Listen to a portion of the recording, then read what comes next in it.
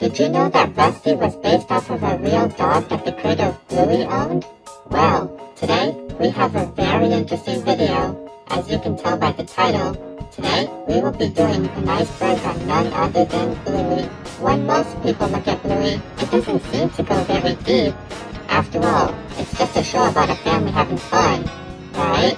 Well, if that's what you think, you'll be surprised.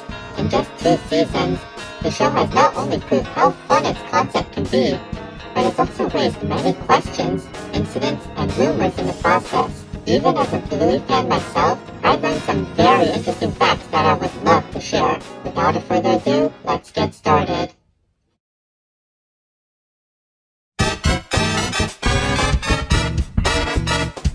Bluey is a girl. Let's start with the biggest misconception about the show. No, Bluey is not a boy. She's a girl.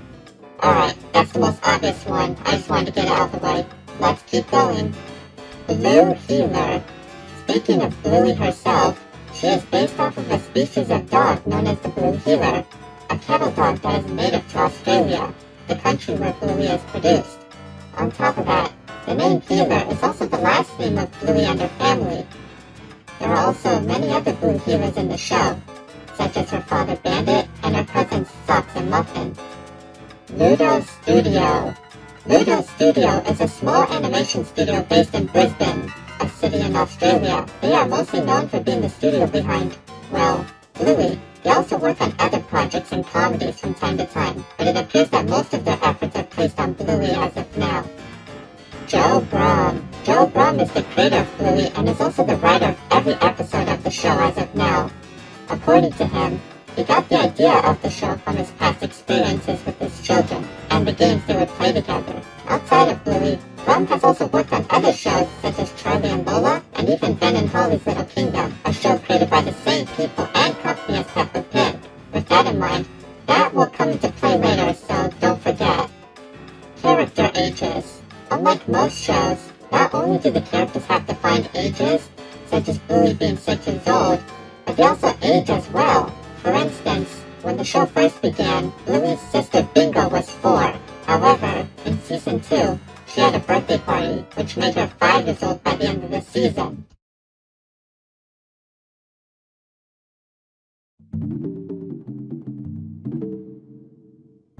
(2016) pilot.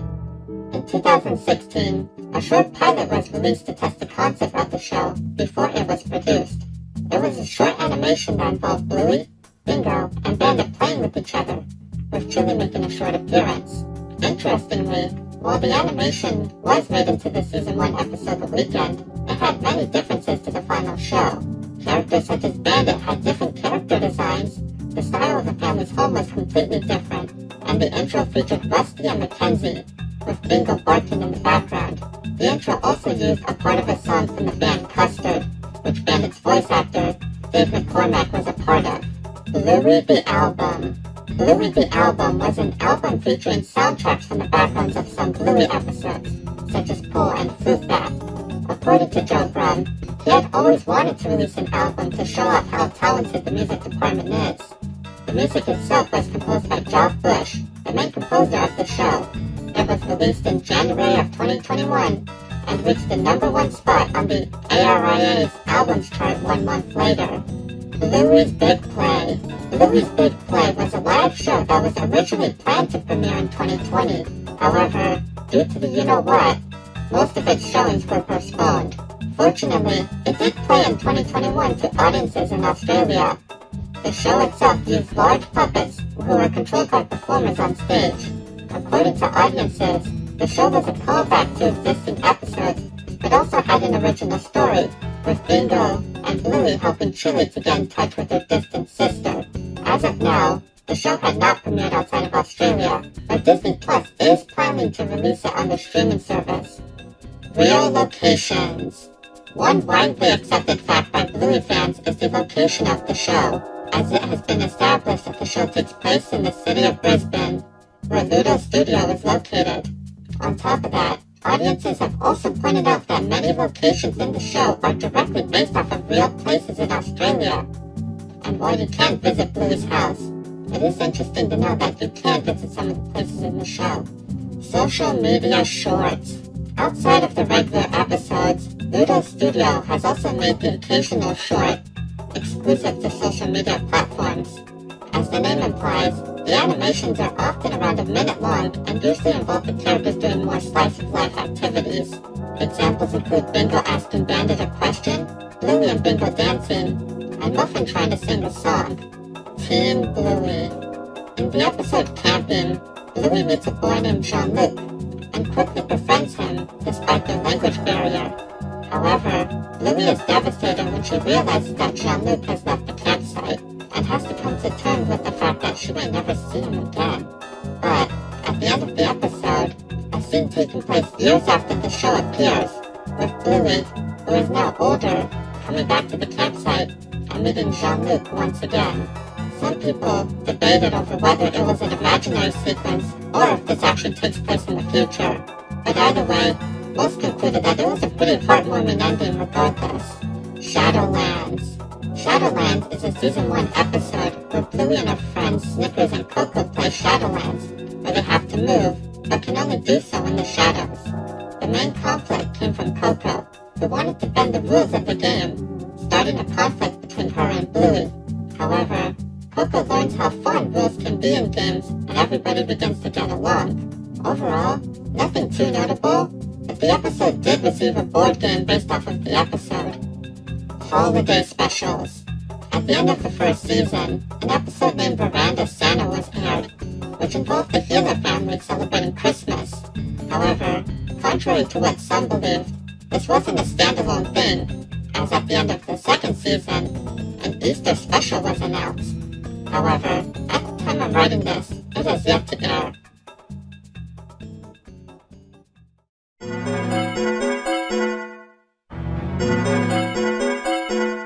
The Luxo Ball. The Luxo Ball is a colorful toy ball that was featured in the Pixar short Luxo Jr. Since then, it has been featured in many Pixar movies and shorts. However, the ball has become so iconic that it has made its way into other media, including Bluey, where it makes a cameo in the background. Sausage Dog. No, I'm not referring to Snickers, but a toy sausage dog. While it may not seem like anything special, it is considered a recurring Easter egg, and has appeared in many episodes in different forms. Personally, I haven't noticed them, but how many times have you seen it? Let me know in the comments below. Fourth wall breaks. In multiple episodes throughout the show, characters will occasionally break the fourth wall by looking directly at the audience. Often, it is usually during a troublesome or confusing situation, but happens in other scenarios as well. Jack's ADHD. In the episode Army, a new character is introduced to the show. Of course, the new character is none other than Jack, a Russell who has ADHD, causing him to have difficulty staying still. However, upon meeting Rusty, the two begin to play Army, leading to the two becoming great friends. The episode was received very well by audiences, with its fun story and portrayal of people with ADHD or other conditions. Jack hasn't appeared that often since, but I hope he does get more roles in the future, as this character is very interesting and has a lot of potential. Bluey merchandise in the show. In episodes such as The Quiet Game, books can be seen inside of stores Bluey and her family pass by. However, upon close inspection, it is revealed that they aren't ordinary books, but books based on real-life Bluey books. While it is a funny reference, it makes you wonder, how does this work? Is Bluey famous in this world? Is it another Blue healer? We may never know. Recolors. One common technique in animation is to recolor existing characters to fill background space. This way, scenes can feel more immersive without the need to develop completely new characters. In this case, Bluey is no exception, as it has its fair share of recolors as well. For instance, in the episode The Quiet Game, a character that bears a striking resemblance to Bluey can be seen. Also, not even to mention Rusty, who uses a similar model to Bluey with slight differences such as the tail design. Grown-up Bingo. In the episode Daddy Drop-Off, Bingo meets a new kid named Lila, and despite the shy nature of Lila, she becomes great friends with Bingo. However, one twist people weren't expecting was the ending, in which photographs depicting the two over the years are shown, ending with Bingo and Lila graduating as adults, showing how far their relationship has come. Real fairies and magic. In the episode Fairies, the family pretends that fairies have taken over the house, and Bandit must apologize to Bingo to please the fairies. However, at the end of the episode, a real fairy appears and helps Bingo. And while many Bluey episodes have weird twist endings, this one is weirder, as it indicates that magic exists in the show, despite how grounded it is in realism. Bluey goes to a Waldorf school. While the majority of the episodes take place inside the Hoover's family home, there are also many other episodes that take place in other locations. One recurring location is Bluey's school, where she plays and socializes with her friends, often with the help of her teacher Calypso. However, many have noted that the school is quite different from a traditional school, such as it having an emphasis on creativity and play. As a result, many have concluded that Calypso's school is a type of Waldorf school, where creativity and expression are emphasized. Bluey movie. According to Joe Brum, he has announced his compassion in getting into film writing, beginning with writing a feature film about Bluey. However, no information about this potential concept have been released. Later on, Brum has also added that the idea of a movie is possible, but that it would be difficult with the amount of animators and creators already busy with the original show. Celebrity cameos. Due to the popularity of Bluey, many celebrities have been contacted and desired to be in the show. One notable example is Robert Irwin, the son of Steve Irwin. He played the character Alfie, a store employee from the episode The Quiet Game.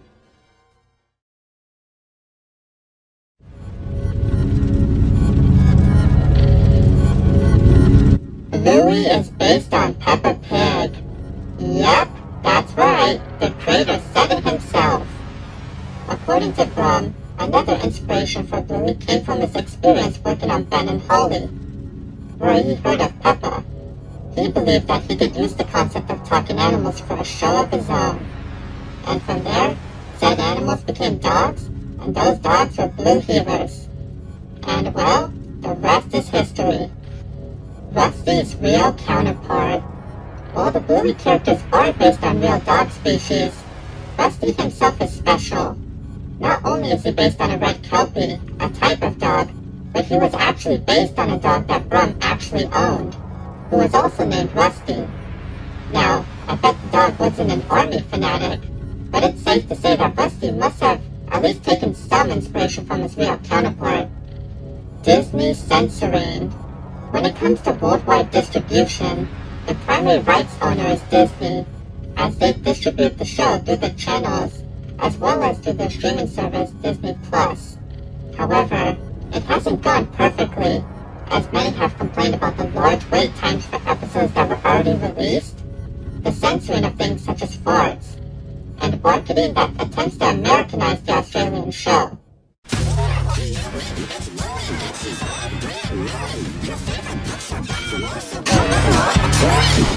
Also, while some episodes did have jokes changed or removed, one episode, Teasing, is not available on Disney+.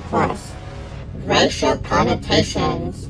Speaking of censoring, in Australia, some episodes were pulled due to some characters saying the term ooga booga, and while it may seem harmless to many, some have argued that the term is offensive, as it has been used as an offensive term to describe the indigenous people of Australia. As a result, the episodes were pulled, with plans to change them appropriately in the future. Original 2014 pilot. 2 years before the 2016 pilot we've all seen, another pilot exists that is yet to surface. According to Brum, it involved Bandit, who was voiced by a different actor, pushing Bluey on a swing, causing her to make a 360 around it. Unfortunately, as of now, the pilot is lost and it has never been released publicly. According to Brum, it was never aired as people considered Bandit's acts dangerous and because the pilot contained copyrighted music. Rusty was Bluey's cousin. Okay, I promise you, this is the last time I'm talking about Rusty, but hear me out. For a brief time on the official Bluey website, Rusty's bio stated that he was a cousin of Bluey. However, this appeared to have been a mistake, as this was removed in later editions of his bio. And while I don't have an official explanation to why this happened, my best guess is that it was due to the two having similar character models. Chili bio controversy. Speaking of bios, let's talk about Chili's. When her first bio was published, it claimed that her part-time job left her falling short of being a parent. However, a few have spoken out against this, claiming that it undermined her character. Shortly after, the bio was quickly changed to remove this sentence. Homeless character. Just like many cartoons, Bluey also has its own set of incidentals, or defined background characters. To give you an idea of what an incidental is, think of the chocolate guy or Harold from SpongeBob. However, one interesting character is one that appears to be homeless, as he is often seen hanging out on the streets, carrying his stuff everywhere he goes. Little is known about this character, but the idea of issues such as homelessness existing in Bluey really does open the door for interesting stories. Winton's divorced parents. While he doesn't make as many appearances as the other characters, Winton does have the occasional role in episodes. One of these is the episode Helicopter, where Winton talks about how his father and mother are separated. Besides that, we also see his father often socializing with other women, likely looking for a companion and mother for his son. Gluten-free lunch. In the episode Daddy Drop-Off, Bandit is seen preparing lunches for his two girls. Interestingly, he states that one is gluten-free, while the other is, quote-unquote, not gluten-free. Many found this fact interesting, as it indicates that either Bluey or Bingo cannot consume gluten. However, while it isn't confirmed, many have guessed that it is likely Bingo, as she is seen having issues in episodes such as Bumpy and the Wise Old Wolfhound, where she is sent to the hospital. Bandit joke. In the episode Bob Bilby, the family is planning to go on a bike ride, when Chili greets them with Vegemite and asks, "Are you ready, Bob?" in a suggestive tone. As a result, Bandit freezes, taking a photo using his camera in the process. With all that context in mind, many have taken this as equivalent to him getting a ding to Chili's suggestive attitude. Bluey and Jean-Luc. Yeah, the Bluey fandom ain't saved from shipping either. And while there are many shippings, one of the most popular ones is between Bluey and Jean-Luc. Some claim that their friendship in camping could lead to a romantic relationship, while others argue that they could just be friends. And of course, others have argued that the idea of shipping child characters in general is a little creepy.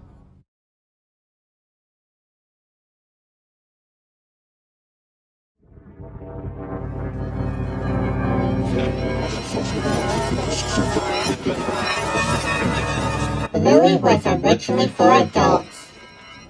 According to Brum, the show wasn't always meant for a younger audience. In fact, it was originally aimed towards parents, and the more adult struggles that come with it. However, networks suggested that the show should be changed to aim towards a more general audience, and Brum agreed to get the show picked up. Muffin and Socks have autism. Now, I know this isn't a very popular opinion in the fandom, but bear with me here.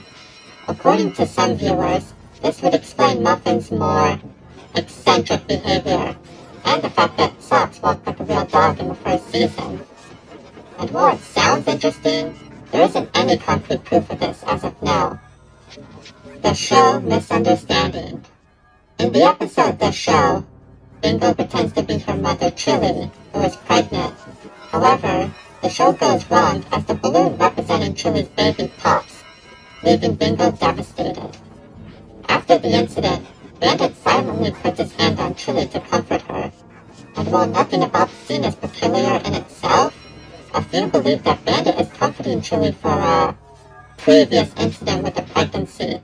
However, many have also argued that Bandit is only comforting Chili as the two know how saddened Bingo would become, and not over something more serious. Grandpa Bob died.